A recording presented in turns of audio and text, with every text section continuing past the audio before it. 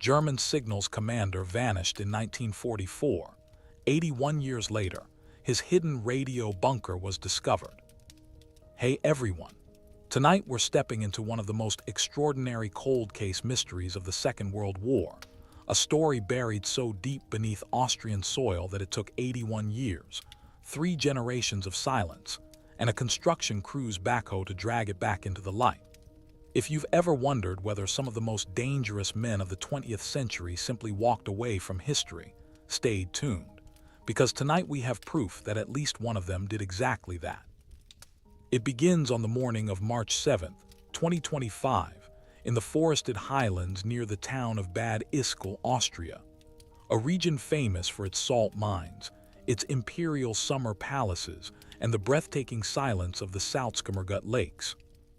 A team of infrastructure workers contracted by the regional government of Upper Austria was widening a drainage channel along the southeastern slope of the Katrinberg mountain, approximately 4 kilometers east of the old post road that once connected Bad Ischl to Altusee. The ground here is dense with clay and compressed gravel, layered over decades of accumulated alpine debris. On any other day, it would have been routine work. At approximately 9 a.m., the operator of a hydraulic excavator named Joseph Riegler, a 43-year-old father of 2 from the nearby village of Ebensee, felt his bucket catch on something solid beneath roughly 2.5 meters of earth. He assumed rock. He reversed, repositioned, tried again. The bucket caught a second time. Riegler climbed down from his cab, walked to the edge of the trench and looked in. What he saw stopped him cold. Exposed in the fresh cut of the earth was a curved concrete arch, gray, reinforced, unmistakably engineered. The concrete was old, the kind of old that doesn't exist in civilian post-war construction. Riegler called his site supervisor, who called the Regional Historic Preservation Office in Linz. By 11 a.m., all excavation had been halted. By 1 p.m., a team from the Austrian Federal Monuments Authority had dispatched 2 investigators to the site. By 3 p.m., those investigators were standing at the entrance of a sealed subterranean chamber that no living person had entered in more than 8 decades. The chamber, measuring approximately 14 meters in length, 5 meters in width, and slightly under 3 meters in interior height, had been constructed with military-grade precision. The reinforced concrete walls averaged 38 centimeters thick. Steel cable conduits ran along the ceiling in parallel rows, most still intact. Along the western wall, a series of iron bolts at regular intervals suggested the former presence of rack-mounted equipment. On the floor, corroded metal debris was identified by forensic archaeologist Dr. Ingrid Wallner of the University of Salzburg as consistent with mid-century radio transmission apparatus. Specifically, the frame components and wiring harness of Wehrmacht Territorn, FUD-2 field radio units, and what appeared to be a larger fixed installation transceiver of the type designated FU 15 SE-150.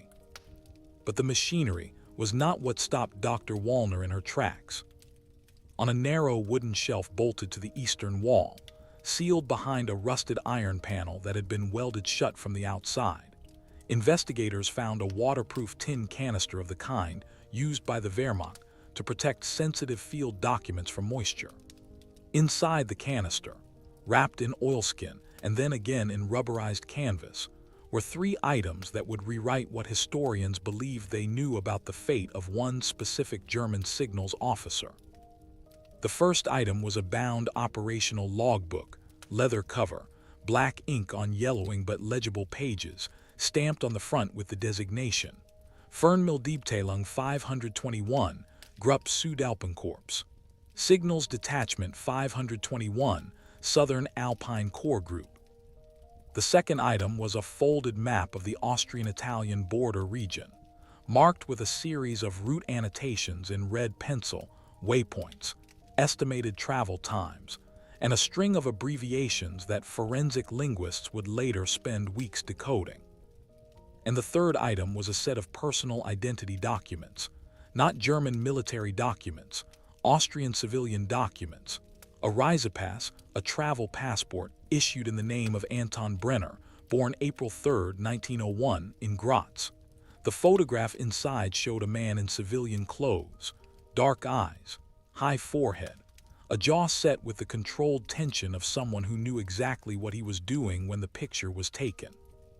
When investigators cross-referenced the photograph against Wehrmacht personnel files held at the German Federal Military Archive in Freiburg, a process that took 11 days and involved digital facial recognition analysis, the identity that emerged from those records was not Anton Brenner at all. It was Hauptmann Karl Ernst Faber, Commander, Signals Detachment 521, born September 14, 1904, in Regensburg, Bavaria, officially declared killed in action near the village of Pridlitz-Sturach, Styria, on October 28, 1944. Officially dead for 81 years. But the evidence found inside that sealed bunker tells a very different story. If you want to see what investigators found when they went deeper, stay right here. Hit the like button, subscribe to the channel, and drop a comment telling us where in the world you're watching from and what time it is. We have viewers joining us from dozens of countries tonight, and together we're going to follow this trail across Austria, into Italy, and all the way to the other side of the Atlantic Ocean. Let's go. To understand what Karl Ernst Faber built beneath that Austrian hillside, you first have to understand who he was, and why a man of his particular combination of skills, temperament, and desperation might have been uniquely capable of engineering his own disappearance from the most thoroughly documented military bureaucracy in history. Karl Ernst Faber was born on September 14, 1904, in Regensburg, a cathedral city on the Danube River in Bavaria, into a family of modest but educated middle-class professionals. His father, Heinrich Faber, was an electrical engineer employed by the Siemens regional office, a fact that would prove formative in ways that no one at the time could have anticipated. His mother, Gertrude née Schumann, was a school teacher. He had one younger sister, Marta, born in 1907. From early childhood, Faber demonstrated an exceptional aptitude for mechanical and electrical systems. Neighbors recalled that by the age of 12, he had disassembled and reassembled the family's wireless receiver, a novelty item in 1916, and had improved its reception through modifications he devised himself. By the time he completed his Abitur, the German university entrance qualification, at the Maximilian Gymnasium in Regensburg in 1922, his mathematics and physics teachers had each separately written to his parents describing him as a student of rare technical intelligence. He enrolled that same autumn at the Munich Technical University, studying electrical engineering with a specialization in telecommunications. He graduated in 1927 with honors, and by 1929 was employed at the Telefunken Research Facility in Berlin, working on early experiments in long-range radio wave propagation. It was here, in the late Weimar years, that Faber developed the expertise that would define his military career, and ultimately, his escape. He was not by temperament a political man. Colleagues from the Telefunken years described him consistently as absorbed in his work, uninterested in the gathering storm of German politics, and somewhat socially remote. He married in 1931. His wife, Helene née Brandt, was a native Berliner, 26 years old, a secondary school music teacher. They had 2 children in rapid succession, a son, Werner, born in 1932, and a daughter, Ilse, born in 1934. When Hitler came to power in 1933, Faber registered with the Nazi Party, as the vast majority of professional engineers employed by major defense-related firms were effectively required to do, but there is no evidence that he held any ideological conviction. His party file, accessed from the Berlin Document Center records now held at the Federal Archives in Berlin-Lichterfelde, shows no activity beyond basic registration, no attendance at rallies, no party donations beyond the mandatory minimum. He was, in the language of post-war German historians, a Mitläufer, a follower, not a believer. When the Wehrmacht mobilized in 1939, Faber received his commission based on his professional qualifications. He entered service as an Oberleutnant, first lieutenant, assigned to the Army Signals Corps, Heeresnachrichtentruppe. His unit was initially deployed on the Western Front during the fall of France in May and June 1940, where he served as technical signals officer for a Panzer Division's communications section. His performance reports from this period, declassified and released by the German Federal Military Archive in 2019, consistently rate him as technically outstanding, and note his particular skill in establishing reliable radio communications in difficult terrain, mountains, forests, areas with heavy electromagnetic interference from industrial infrastructure. He was promoted to Hauptmann, captain, in the spring of 1942, following distinguished service during the opening phase of Operation Barbarossa on the Eastern Front. His unit, by this stage redesignated as Fernmühldiebteilung 521, had the specific responsibility of maintaining secure radio communications for Corps-level headquarters during mobile operations. This was not frontline combat duty in the traditional sense. Faber was not a tank commander or an infantry officer, but it was critically important and placed him in close proximity to senior command staff and their most sensitive operational communications. It was on the Eastern Front that Faber's personal life collapsed. In February 1943, a Soviet bombing raid struck the residential district of Charlottenburg in Berlin, where his wife and children lived. The apartment block at Kantstraße 87 received a direct hit during a nighttime raid. Helene Faber, age 37, was killed instantly. Werner, age 10, was pulled from the rubble alive but died of his injuries in a military hospital 48 hours later. Ilse, age 8, survived. She had been at a neighbor's apartment further down the street when the bomb fell and sustained only minor injuries. She was subsequently evacuated to relatives in Regensburg. The death notification telegram reached Faber at his forward signals post near Kharkov on February 19, 1943.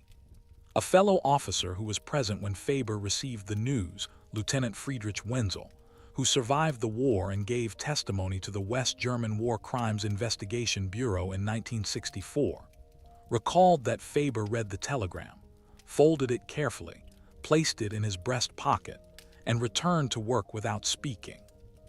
That evening, Wenzel found Faber sitting alone outside his signals tent in temperatures well below freezing, staring at the eastern horizon. He didn't cry, Wenzel testified. He didn't rage. He became very quiet, a different kind of quiet than before. From that point forward, he was doing the job, but something behind his eyes had changed. What changed, investigators now believe, was Faber's relationship to the war itself. A man who had previously been simply a technical professional doing his duty now became a man with nothing left to fight for and nothing left to lose. That combination, in a mind of Faber's engineering precision and strategic intelligence, was extraordinarily dangerous. By late 1943, Fernmühldiebteilung 521 had been transferred from the Eastern Front to the Italian theater, arriving in northern Italy in November of that year in the aftermath of Italy's armistice and Germany's subsequent occupation of its former Allies' territory. The unit was assigned to the Gruppe Südalpenkorps, the Southern Alpine Corps Group, responsible for signals communications across a vast mountain territory stretching from the Dolomites to the Carinthian Alps. It was in this assignment that Faber encountered the landscape and the underground infrastructure that would give him everything he needed.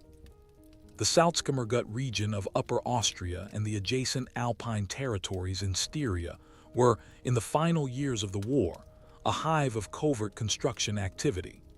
The Nazi leadership had designated the area as a potential last redoubt, the Alpenfestung, or Alpine Fortress, a mythic final stronghold where the Reich might make its last stand. Whether or not the Alpenfestung was ever a serious strategic plan, or merely a propaganda construct debated endlessly by historians. Its real-world consequence was the construction of numerous underground facilities throughout the Alpine region. Salt mines were converted to secure storage. Tunnels were bored through mountain rock, and smaller auxiliary structures, communications bunkers, supply caches, command posts, were built by forced labor throughout the forested slopes. Faber, as signals commander for the region, was directly involved in commissioning and equipping several of these facilities. He knew where every bunker was. He knew which ones were on the official Wehrmacht inventory, and he knew which ones were not. One of them was a small auxiliary relay station built in the late summer of 1944 on the southeastern slope of the Katrinberg, near Bad Ischl. It appeared in no formal Wehrmacht architectural record. It was built using a small pool of assigned labor during a 2-week period in August 1944. Faber authorized it as a backup relay installation, a standard communications redundancy measure. Nobody questioned it. Nobody recorded its precise location in any document that survives in any official archive.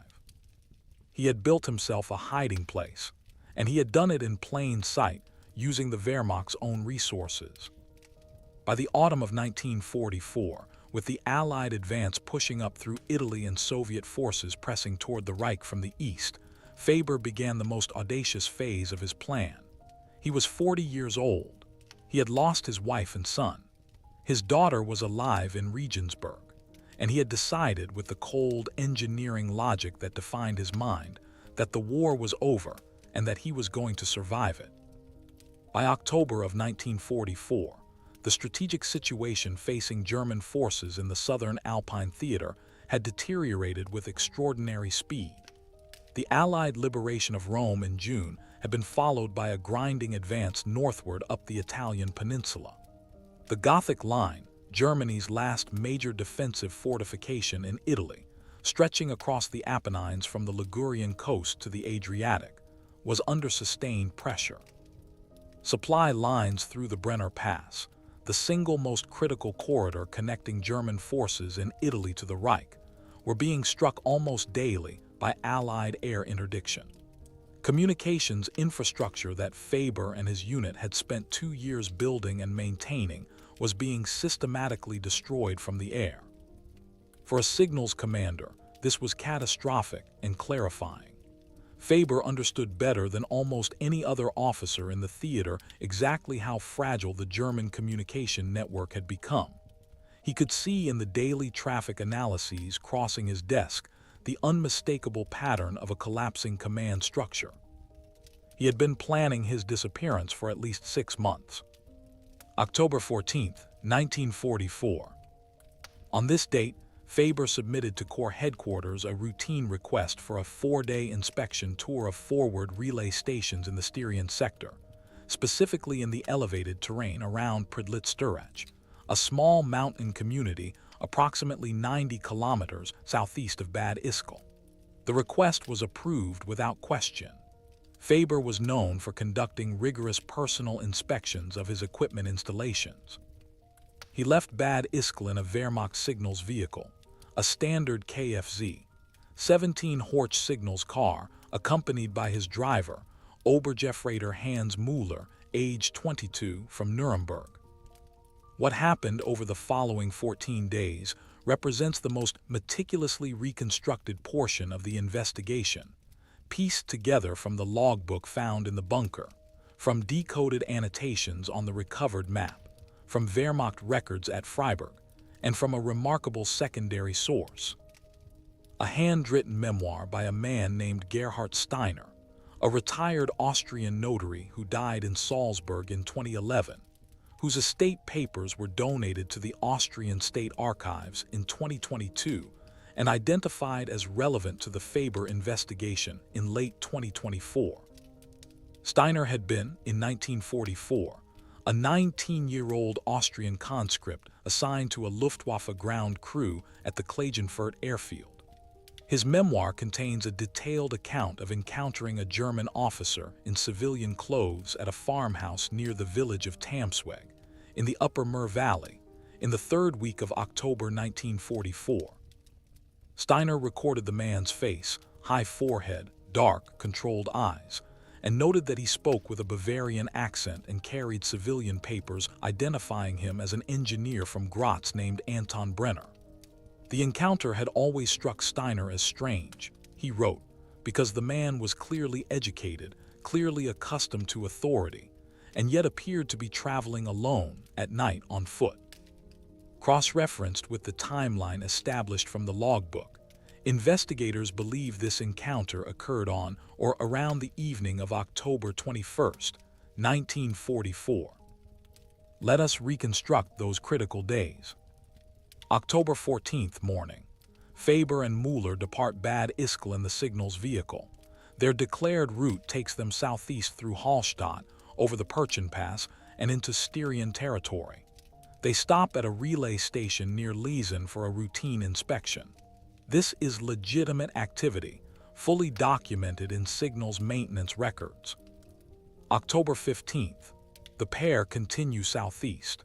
At the relay post near Murau, Faber conducts another documented inspection. He files a standard maintenance report. Nothing unusual is noted by any of the personnel at the station. October 16th, early morning. Faber and Mueller arrive at a small farmhouse near Pridlitz-Durach, the farm of a man named Anton Huber, 61 years old, a cattle farmer who had maintained a covert relationship with the Austrian resistance network since 1943. We know this because Huber's name appears in resistance records compiled by the Austrian Documentation Center of the Austrian Resistance, Dokumentationsarchiv des Österreichischen Widerstands, or DÖRO, in Vienna. His farm served as a waypoint on a route that had been used to pass down Allied airmen and escaped prisoners of war northward toward Switzerland and southward toward partisan-held territory in Yugoslavia. It was at Huber's farm that the official record of Faber's existence effectively ends. October 17th, night. According to the logbook, written in a private shorthand that forensic linguists at the University of Vienna spent 3 months decoding in the spring of 2025, Faber and Mueller arrived at Huber's farm and remained there for approximately 36 hours. During this time, a third individual arrived, a man identified in the logbook only as K, who brought with him a package of forged Austrian civilian documents, including the Reisepass in the name of Anton Brenner, a set of corresponding Kenkart identity papers, a ration card, and a letter of introduction purportedly from the Graz Chamber of Engineers identifying Brenner as a telecommunications consultant traveling on legitimate professional business. The forged documents were of exceptionally high quality. Forensic document examiner Dr. Thomas Bernhard of the Austrian Criminal Investigation Service analyzed them in April 2025 and concluded that they had been produced using authentic document materials, paper stock, ink, official stamps, that could only have been obtained through access to genuine government document facilities. These were not amateur forgeries, Dr. Bernhard stated in his preliminary report. The level of technical sophistication in these documents is consistent with production by someone with official access to the materials involved, or with the acquisition of those materials through a well-funded underground network. The identity of K remains one of the investigation's most significant open questions. The logbook entries referring to him are circumspect. He is described as a technician, a word that may have been used deliberately given its cover story resonance, and as having connections in Klagenfurt and beyond. Investigators from the Simon Wiesenthal Center's archive team, who joined the Austrian investigation in June 2025, have tentatively identified K as potentially being one Konrad Altmann, a Viennese printing industry manager who appears in both Austrian resistance records and, paradoxically, in SS auxiliary personnel files for 1943 and 1944, suggesting he may have been a double agent or a self-interested operator willing to sell services to whoever could pay. Payment in this case came in the form of gold. October 18th, before dawn, Faber and Müller left Huber's farm in two separate directions. Müller, who appears to have been a willing accomplice rather than an unwitting driver, took the signal's vehicle and drove it to the ridgeline road above Pridlitz-Sturach. The vehicle was later found by Wehrmacht military police on October 30th, 1944, abandoned near a ravine approximately 2 kilometers from the village. The official Wehrmacht investigation concluded that the vehicle had been attacked by partisans, a common occurrence in the region, and that both occupants had been killed and their bodies disposed of. No further investigation was conducted. The war was consuming the Wehrmacht's administrative capacity faster than any bureaucracy could manage. Faber, meanwhile, began walking southwest. He was carrying a pack of approximately 20 kilograms. The logbook indicates it contained the forged documents, approximately 240 grams of refined gold in the form of small ingots, a detail that will become deeply significant later in this investigation. A set of precision signal maps of the Austrian Alpine region that he had copied by hand from official Wehrmacht cartographic files, personal correspondence he did not wish to leave behind, and enough food and medication for approximately 10 days of travel. October 18th through October 21st. Over 4 days, moving primarily at night and resting by day in barns, mountain huts, and the homes of resistance-connected farmers whose locations were marked on the decoded map, Faber traveled southwest through the Mur Valley, crossing the main valley road at night between guard posts whose schedules he knew from his own communications work. By the evening of October 21st, he had reached the farm near Tamsweg where young Gerhard Steiner encountered him. October 22nd through October 26th.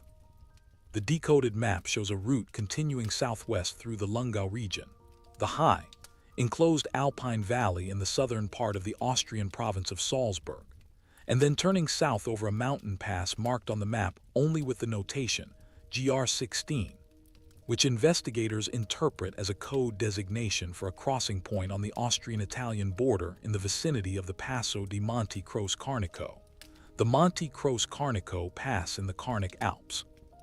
This was a route used by the Austrian resistance to move people across the border outside of official crossing points, exploiting the complex, forested terrain of the Carnic Alps where German border patrols were thinly spread. October 27th. Based on the logbook's final Austrian entry, Faber crossed the border into Italy on or around October 27th, 1944, 1 day before the Wehrmacht officially declared him killed in action. The official death declaration, signed by his commanding officer at Corps headquarters on October 28th, cited enemy partisan activity in the Pridlitz-Sturach area. It was accurate in the sense that Faber was indeed gone, and that the region was indeed rife with partisan activity. It was profoundly false in every other respect. October 28, 1944. While the Wehrmacht bureaucracy was processing the paperwork that would render Karl Ernst Faber officially dead, the man himself was somewhere on the Italian side of the Carnic Alps, walking southward under the name Anton Brenner, engineer of Graz. He was 40 years old, he was alone, he was alive, and he had already decided where he was going. The discovery of the bunker on March 7, 2025, initiated what quickly became one of the most intensive forensic historical investigations in Austrian post-war memory. Within 72 hours of the initial find, the site had been secured by the Austrian Federal Monuments Authority under site reference KDA 2025R0043. A forensic archaeology team from the University of Salzburg, led by Dr. Ingrid Wallner, began systematic excavation and documentation. The Austrian Interior Ministry assigned 2 investigators from its Historical Crimes Research Unit, a small but specialized bureau that operates in conjunction with the DRU, to the case. By the second week of March, international partners had been formally notified. The German Federal Military Archive in Freiburg responded within 4 days of notification, assigning senior archivist Dr. Petra Kleinhans to act as liaison between the Austrian investigation and the Wehrmacht personnel files. The Simon Wiesenthal Center's documentation team in Vienna, alerted through the Duro network, dispatched researcher Miriam Gutmann, who had spent 15 years cataloging escape networks used by former SS and Wehrmacht personnel in the post-war period. What followed over the next several months was a layered, painstaking, genuinely revelatory process of forensic historical reconstruction. The operational logbook recovered from the bunker was submitted for forensic analysis on March 12, 2025, at the Institute for Document Analysis at the Vienna University of Technology. Senior examiner Dr. Thomas Bernhard and his team conducted a full chemical and physical analysis of the document. Ink composition testing using energy dispersive X-ray spectrometry confirmed that the ink was consistent with Wehrmacht tissue black document ink manufactured between 1942 and 1945. Paper fiber analysis confirmed the paper stock was manufactured no later than 1944. There was no evidence of post-war alteration or fabrication. The document was exactly what it appeared to be. The handwriting analysis was perhaps the most decisive single piece of forensic evidence in the early investigation. The German Federal Military Archive held 7 authentic documents bearing Faber's signature and handwriting, 4 signals maintenance reports, 2 officer evaluation forms, and a personal memorandum, all dating from 1942 to 1944. Forensic handwriting analyst Dr. Claudia Haas of the University of Hamburg was engaged to conduct a comparative analysis. Her findings, delivered in a written report dated April 9, 2025, were unambiguous. The handwriting in the recovered logbook, Dr. Haas concluded, is the product of the same individual responsible for the reference documents from the Federal Military Archive. The characteristic letter formations, particularly the distinctive elongated descenders on the letters G, J, and Y, the compressed oval forms of the letters A and O, and the unique connecting stroke between N and subsequent vowels, are consistent across all examined documents at a level that exceeds the threshold for individual authorship identification. In my professional opinion, the logbook was written by Karl Ernst Faber. The forged passport. The Reisepass in the name of Anton Brenner yielded equally important information. Dr. Bernhard's analysis confirmed that the document was produced using genuine 1940s Austrian civilian document materials. The photograph, a formal portrait of a man in his late 30s or early 40s in civilian dress, was subjected to digital facial comparison analysis using the ReconFace forensic imaging software system employed by the Austrian criminal justice system. The reference images used for comparison were 2 photographs recovered from Faber's Wehrmacht personnel file, a formal officer portrait from 1942, and a candid field photograph from the Italian theater in 1943. The facial comparison analysis, conducted in cooperation with the Austrian Federal Criminal Police Office in Vienna in April 2025, returned a match probability of 94.7%. In the context of mid-century photographic quality, lower resolution, different lighting conditions, aging effects, forensic imaging specialists described this as conclusive for investigative purposes. The forged passport had been stamped with what appeared to be an official Austrian civic registry stamp from Graz, dated September 12, 1944. When investigators contacted the Graz Civic Records Office to verify this stamp, archivists there confirmed that the stamp serial number on the document, GR 194477734, did not correspond to any record in their surviving wartime registry documentation. However, they also confirmed that a significant portion of Graz Civic Registry records from the period August through December 1944 had been destroyed in Allied bombing raids, making definitive verification impossible in either direction. The folded route map recovered from the canister proved to be, In the words of Duro researcher Miriam Gutman, the single most important piece of evidence regarding the escape network, not just for Faber, but potentially for dozens of others. The map was a standard Wehrmacht topographic sheet covering the Styria-Carinthia-Salzburg border region, overprinted with official military grid references. What made it extraordinary was the system of handwritten annotations covering its surface in red pencil. After 3 months of analysis by a combined team from the University of Vienna's Linguistics Department and the Cartographic History Unit at the Austrian National Library, investigators decoded a system of route markers, waypoint designations, timing estimates, and contact notations that together represented what appeared to be a comprehensive guide to a specific escape corridor through the Eastern Alps. The route documented on the map corresponded with known resistance network pathways, but also extended them. Specifically, the map showed a detailed route from the Styrian Alpine region through the Lungau, across the Carnic Alps into northeastern Italy, through the Friuli region to Udine, and then south along the Adriatic coast toward Trieste. At Trieste, at that time a contested city in the chaotic boundary zone between Yugoslavia, Italy, and the remnants of German occupation, the route annotations ended, but a single notation in the lower right corner of the map in Faber's hand read, TGS 1144 confirmed via M. Investigators interpreted this as a scheduled confirmation contact at Trieste in November 1944 through an intermediary identified only as M. This suggested that Faber's escape was not an improvisation.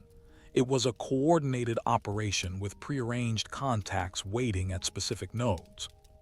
The Steiner Memoir. The identification of the Gerhard Steiner memoir as relevant to the Faber investigation came about through one of those extraordinary coincidences that occasionally illuminate historical research. In November 2024, 3 months before the bunker discovery, a graduate student at the University of Salzburg named Anna Futsch had been researching her doctoral thesis on Austrian civilian experiences during the German occupation when she encountered a box of donated papers in the state archives bearing the label Steiner, G. Unpublished Memoir, Ca. 1990s. She read it, noted the unusual account of the mysterious traveling civilian, filed a brief summary in the archive's database, and moved on. When the Faber investigation launched in March 2025, the Duro team, conducting a systematic search of Austrian archival materials referencing civilian travelers in the Salzburg-Styrian Alpine region in October-November 1944, flagged Futsch's database summary within 2 weeks. The full memoir was retrieved and analyzed. Futsch herself was brought in as a consulting researcher. The Steiner memoir provided the investigation with something the forensic documents alone could not: a human witness account.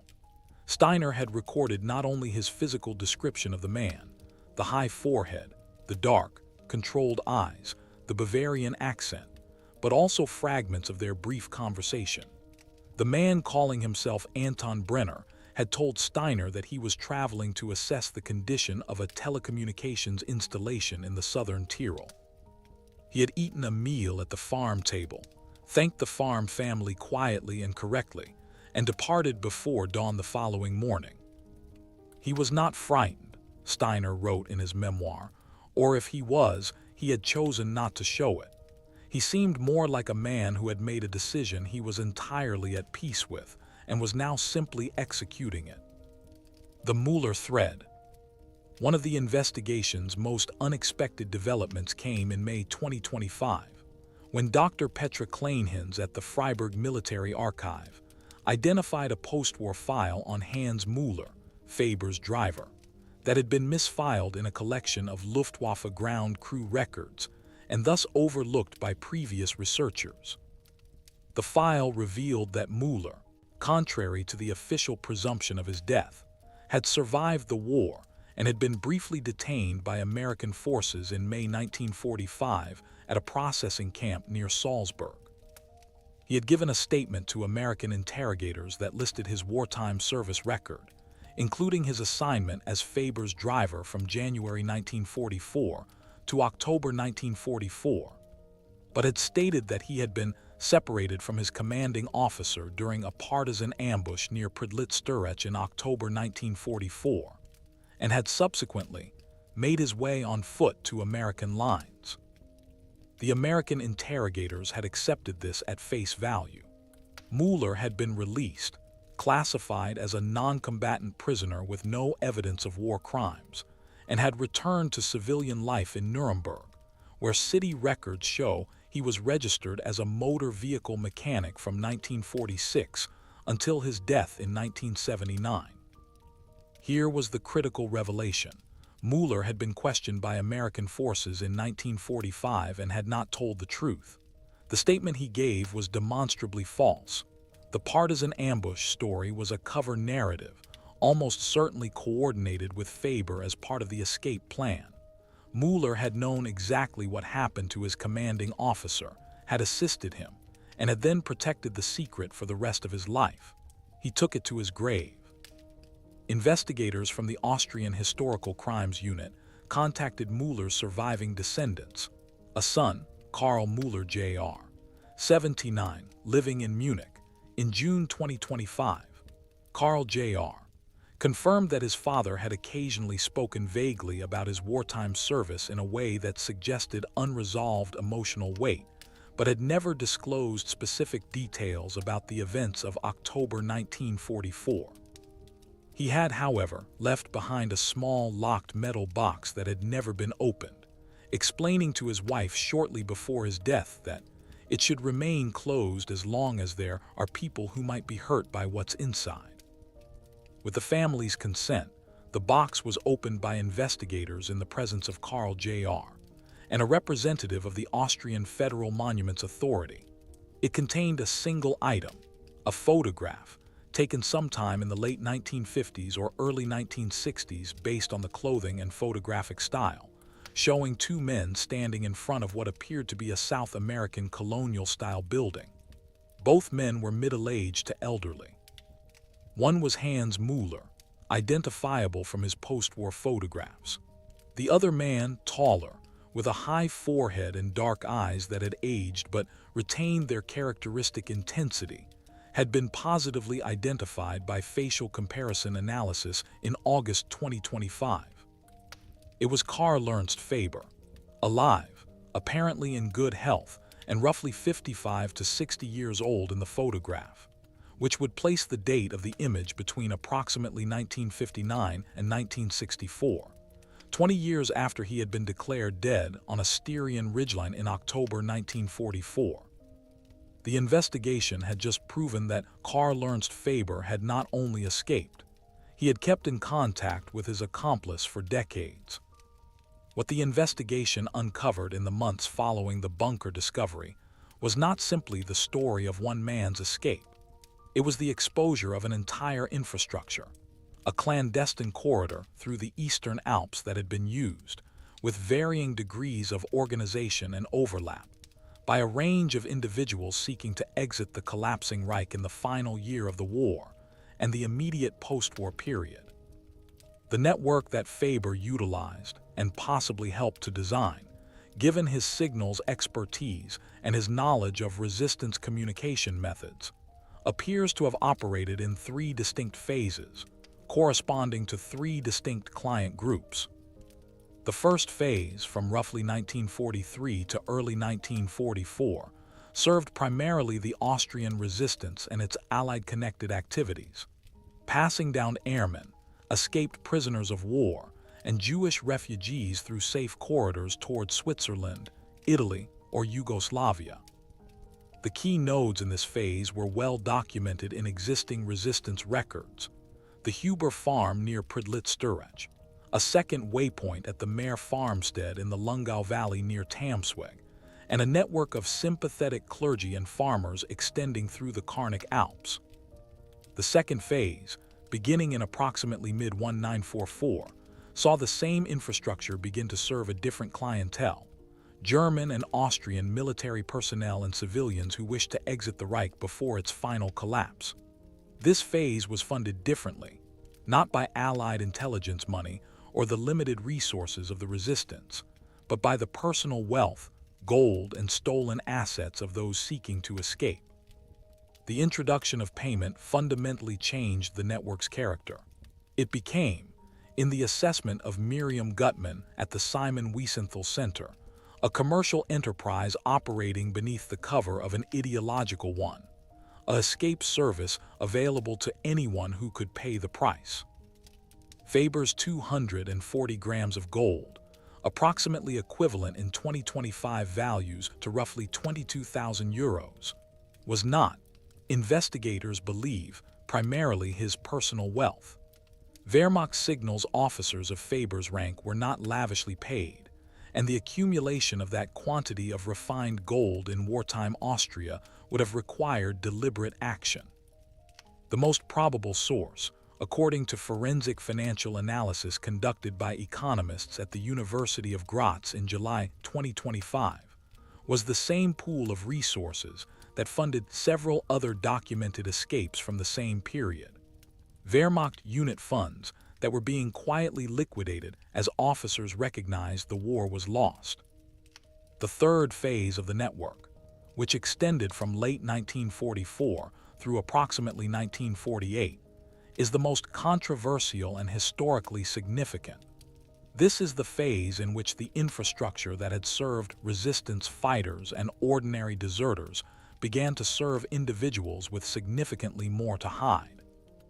The map recovered from Faber's bunker showed the route extending all the way to Trieste. Trieste in 1944 and 1945 was a nexus of competing intelligence agencies, displaced persons, black market operators, and clandestine networks of every ideological stripe. It was also, critically, a port city with connections to shipping lines that ran to South America and the Middle East. Investigators have long known that Trieste served as a staging point for the Ratlins, the post-war escape routes that carried former SS officers, war criminals, and ordinary Nazi personnel to safe havens abroad. What the Faber map suggests is that at least one branch of this infrastructure was operational before the end of the war, not after it. The M, referenced in Faber's map notation, the contact to be confirmed at Trieste in November 1944, has been tentatively identified through cross-referencing with documents in the Italian state archives and the records of the International Committee of the Red Cross's Wartime Tracing Bureau, as potentially being one Massimo Ferretti, an Italian shipping broker based in Trieste, who is documented in both Italian police intelligence files from 1946 and American Counterintelligence Corps reports from 1947, as having provided forged travel documents and shipping passage to at least 30 individuals of German or Austrian nationality in the period between late 1944 and 1947. Ferretti was briefly detained by Italian authorities in 1948, released without charge due to insufficient evidence, and died in Trieste in 1961.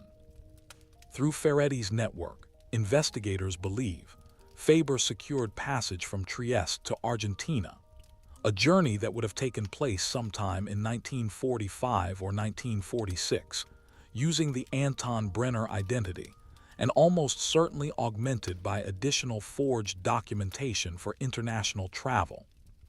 The full scope of the network Faber utilized may never be completely reconstructed, but based on the documents found in the bunker, the Mueller photographs, and extensive archival research conducted across Austrian, German, Italian, and Argentine repositories, investigators have identified at least 18 other individuals who appear to have used the same core corridor through the Eastern Alps during the period 1944 to 1946. Of these, at least 4 have been identified as former SS personnel, 2 of them individuals with documented involvement in wartime atrocities. Their names have been passed to relevant prosecutorial authorities, though given the time elapsed and the near certain death of all involved, criminal prosecution is no longer possible. What the investigation has established, with a degree of certainty that surprised even the most experienced researchers involved, is that the network was not an improvised collection of desperate individuals stumbling through the Alps.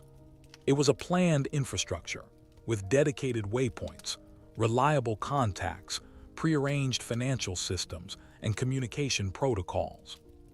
Karl Ernst Faber, with his signals expertise, his knowledge of the Austrian alpine terrain, his access to resistance contacts through his wartime operational position, and his particular combination of intelligence and moral detachment, was not simply a user of this network. There is compelling evidence that he helped design significant portions of it. The photograph from Hans Müller's locked box established that Karl Ernst Faber was alive in South America sometime in the late 1950s or early 1960s. The task of tracing his life in the decades after his escape has proven to be one of the most painstaking elements of the entire investigation, and also one of the most haunting. The breakthrough came in September 2025, when researchers from the Argentine National Archives in Buenos Aires, acting on a formal request submitted by the Austrian Interior Ministry through Interpol channels, identified a naturalization record for one Anton Brenner, born April 3, 1901, in Graz, Austria, as a citizen of the Argentine Republic. The naturalization was granted on November 17, 1949, in the city of Cordoba, in central Argentina. The accompanying address was listed as Cal Rivadavia 447, a residential street in the Cordoba neighborhood of Nueva Cordoba. The photograph attached to the naturalization file was a formal portrait photograph of the same man, the same high forehead, the same dark, controlled eyes, the same jaw set with that characteristic compressed tension. The facial comparison analysis returned a match probability of 96.2% against the 1942 Wehrmacht officer portrait. Anton Brenner, Karl Ernst Faber, had settled in Cordoba, Argentina, and had made himself a legal resident of the country 4 years after the end of the war.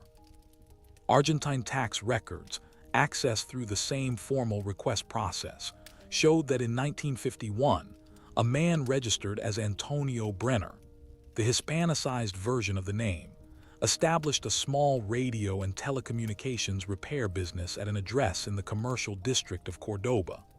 The business, registered as Electronica Brenner, operated until 1968, when records show it was dissolved. Property records indicate that Antonio Brenner owned a modest house in the Cordoba suburb of Cerro Chico until 1971, when the property was sold. After 1971, the trail of Antonio Brenner in Argentina becomes thin. There is no death record for this name in Argentine civil registry records, which investigators acknowledge may reflect incomplete record keeping or deliberate suppression. There is no further property record. There is no record of any banking relationship after approximately 1972. What there is, however, is a series of letters. Among the documents in Faber's sealed bunker canister, in addition to the logbook, the map, and the forged passport, were 5 letters, written in a small, precise hand on thin paper, clearly intended for concealment. These letters were addressed to Ilse, Faber's daughter, who had survived the 1943 Berlin bombing and been evacuated to Regensburg. The letters are undated. Their contents are oblique, coded in the manner of a man who understood surveillance and was taking no unnecessary risks. The first letter, which forensic paper analysis dates to approximately 1948 to 1952 based on paper composition, begins, "Dear cousin, I write from a warm place where the engineers are much needed and the winters are kind. The radio work continues. I am well. I think often of the old house on Kantstrasse and of those who are no longer there. I cannot return, but I hold them always." The reference to Kantstrasse, the address of the bombed family apartment in Berlin, confirms beyond reasonable doubt that this letter was written by Faber, and that it was addressed to his surviving daughter using the coded fiction of cousin as cover. 3 more letters followed, at apparent intervals of several years, each maintaining the fictional relationship but including personal references that only a father and daughter would share. A mention of a childhood game, a reference to Helene's piano playing, an indirect reference to Werner's birth date. Each letter was written as if from a distant relative. Each letter confirmed, for anyone who knew the code, that Karl Ernst Faber was alive. The final letter is different in tone. Its paper composition dates it to approximately 1968 to 1975, suggesting it was written when Faber would have been between 64 and 71 years old. It reads in part, "I am moving again to a quieter place. The business has ended. I am tired in the way that old men become tired. I have made a good life here, cousin, though not the one I was born for. I have thought much about what was lost. I do not know if I chose rightly. I know only that I chose. I hope that one day you can read these words without weeping." Ilse Faber, who had lived her entire life in Regensburg under her married name, Ilse Bergmann, died in 1998.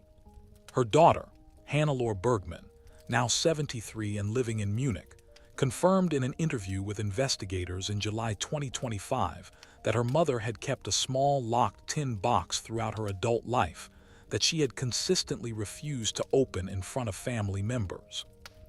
When Hannelore pressed her in the late 1980s, Ilse had said only, "There are things in the past that are better left alone, not because they don't matter, because they matter too much."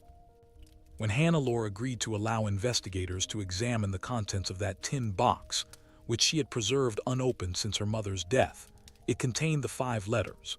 And one more item, a small black and white photograph of a man with a high forehead and dark, intense eyes, sitting at what appeared to be a workbench covered with radio equipment, smiling very slightly at the camera. On the back, in a handwriting that matched the letters exactly, were 4 words in German. "Ich bin noch hier." I am still here. The question of when and where Karl Ernst Faber ultimately died remains unresolved. Argentine birth and death records from Cordoba show no death registration for any variant of the Brenner or Faber names. If Faber relocated after 1971, as the property sale suggests, he may have moved to another Argentine province, to another South American country, or theoretically back to Europe under yet another identity. The investigation is ongoing. The answer, if it exists, lies in archives that have not yet been searched, or perhaps in a sealed container that has not yet been found. He was, in the most literal sense possible, a man who vanished completely, and did so twice. The story of Karl Ernst Faber forces a question that has no comfortable answer, and no answer that can be reached without confronting the deepest discomforts of mid-century European history. Was Karl Ernst Faber a war criminal? By the formal legal standards that govern the Nuremberg trials and the subsequent wave of post-war prosecutions, the answer appears to be, probably not. There is no evidence in the recovered documents, in Wehrmacht personnel files, or in any archive thus far consulted that Faber participated in, ordered, or enabled the commission of war crimes. His role throughout his military career was technical, communications infrastructure, radio systems, signals coordination. He was not in the SS. He was not in the Einsatzgruppen. He was not a camp administrator or an interrogator or a participant in mass atrocity. He was, by available evidence, a technical professional who served a criminal regime without becoming criminally complicit in its worst acts. But that framing, while legally significant, is morally insufficient. And the investigators who spent months inside this story were not, by the end of it, inclined to let Faber off the hook so easily. Consider what Faber did and did not do. He served the Wehrmacht from 1939 to 1944, 5 years in the service of a regime engaged in a war of extermination. His signals work helped maintain the communications infrastructure of that regime. He was, in the language of post-war German historiography, a functional component of a system that murdered millions. His hands may not have held a weapon against any civilian, but his voice, through the radio systems he maintained, carried the orders of those who did. Consider also the network he helped build and used. Not all of the people who traveled the corridor through Faber's bunker, across the Carnic Alps, through Trieste, and to South America were non-combatant soldiers with clean hands. At least 4 of the 18 identified network users were former SS personnel. At least 2 of those 4 are documented as having participated in the murder of civilians during their wartime service. Karl Ernst Faber, the systems engineer, built infrastructure. That infrastructure was used by killers to escape justice. Did he know this when he built it? Almost certainly, in the abstract, yes. Anyone building an escape network from the collapsing Reich in 1944 knew that the people who needed to escape most urgently included those with the most to hide. Whether Faber actively recruited the network's most dangerous clients, or whether they simply found their way to infrastructure he had built for his own purposes, is a question the evidence cannot yet answer. And then there is the matter of justice, or its absence. The victims of the men who used Faber's network received none. The Jewish families of the communities destroyed by the SS officers who walked through those Alpine waypoints never saw their murderers face a courtroom. The post-war hunt for war criminals, the work of Simon Wiesenthal, the Mossad's pursuit of Adolf Eichmann in Argentina, the long decades of patient prosecution by bodies like the German Central Office for the Investigation of National Socialist Crimes in Ludwigsburg, succeeded in some cases and failed in many others. It failed, at least partly, because of infrastructure like the network Faber used. Every man who made it to Argentina was a man whose victims received no reckoning. There is something profoundly seductive about Faber's story, and that seductiveness is itself a moral danger that must be acknowledged. He was brilliant. He was methodical. He lost his wife and son in a bombing raid that he didn't order and couldn't have prevented. He was, at some human level, a man responding to devastation with the only tool he had, an extraordinary, almost preternatural capacity for systematic planning. The letters to Ilse contain real grief.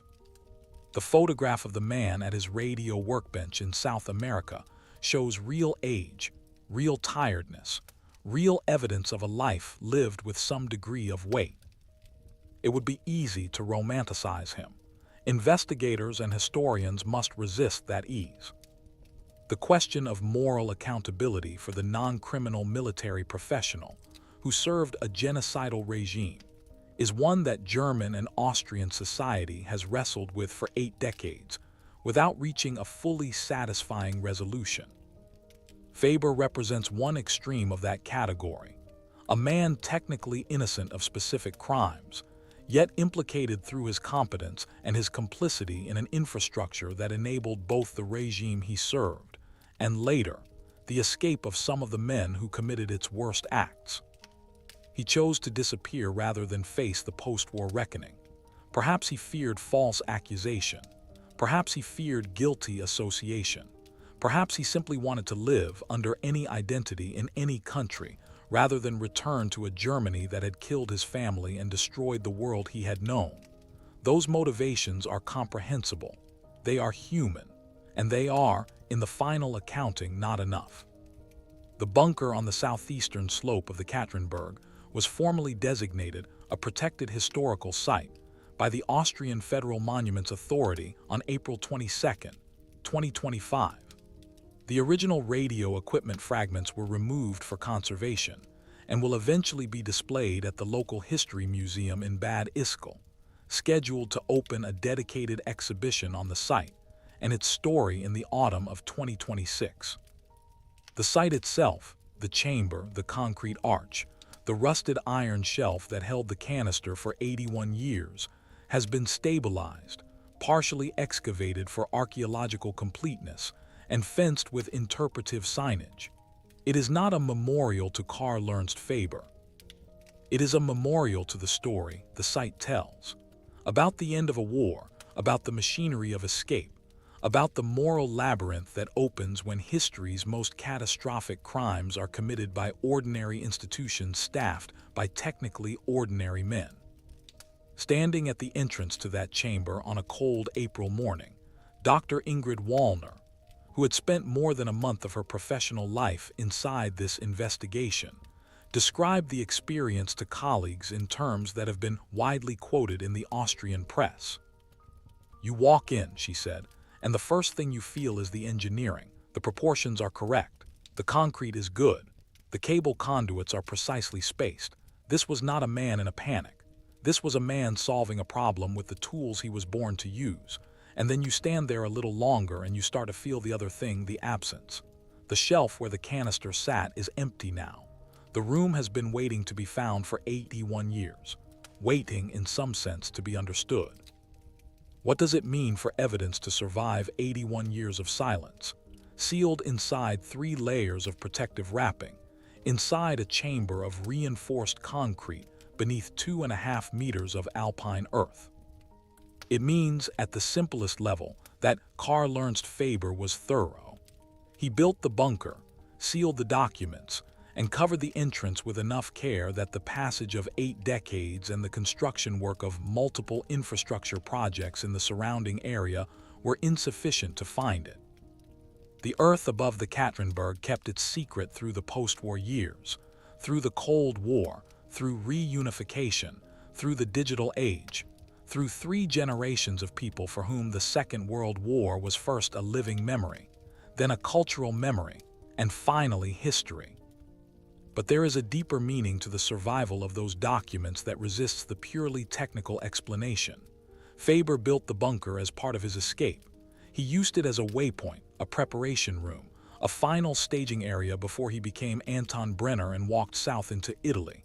He left behind those documents, the logbook, the map, the forged passport, in a sealed container. Why? He could have destroyed them. A trained signals officer would have known exactly how to render those materials unrecoverable. He chose not to. He chose to seal them and leave them in a place that only he knew about, in a chamber constructed to last. Perhaps he intended to return. Perhaps those documents were intended as his insurance, his evidence, his proof of identity in some post-war future he was planning toward. Perhaps they were his record, a signals officer's instinct to document, to archive, to preserve the record of what had happened. Or perhaps, in some corner of a mind that had spent years building the infrastructure of deception, there was a different impulse at work. Perhaps Karl Ernst Faber, who had lost everything that gave his life meaning and had responded by becoming a ghost, left those documents as the one honest act available to a man who had committed himself entirely to fiction. A message in a sealed bottle. A record of the truth, buried where no one would find it until the time when it no longer mattered, or until the time when it mattered most. We cannot know.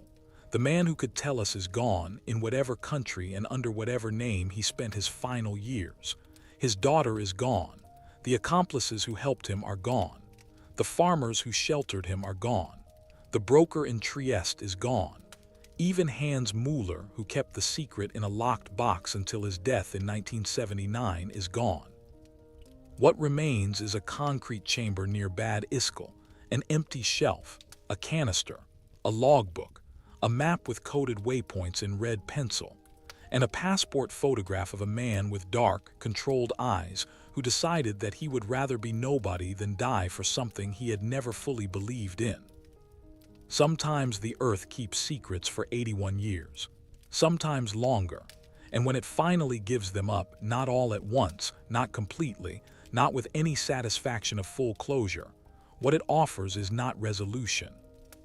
It offers something rarer and more unsettling, a reminder that beneath the official record, beneath the stamped forms and the death declarations, and the military archives and the civic registries, and all the other apparatus by which institutions construct the record of human events, the actual lives of actual people pursued their own complicated trajectories, entirely indifferent to the stories history preferred to tell. Karl Ernst Faber is dead, probably somewhere.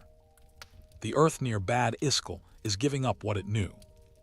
And somewhere out there, in undiscovered salt mine shafts, in sealed chambers beneath alpine forests, in locked boxes not yet opened, in archives not yet searched, the stories of the others who walked through those same alpine waypoints are still waiting. The real question is not how many secrets the Earth is keeping. The real question is whether we are prepared for what we will find when it decides to let them go.